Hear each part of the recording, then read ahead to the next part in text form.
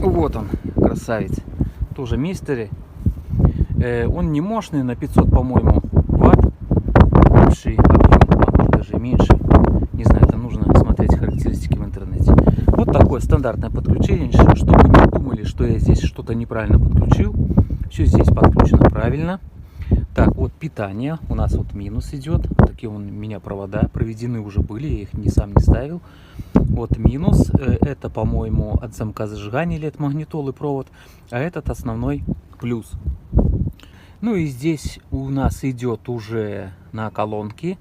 Вот этот выход у нас два провода идет на один из этих вот овалов. Я только под овалы подключал данный усилитель. И этот идет на второй овал. Ну а здесь у нас стоят автомобильные тюльпанчики. Их можно даже вынять. Вот, вынимаешь стандартный тюльпан.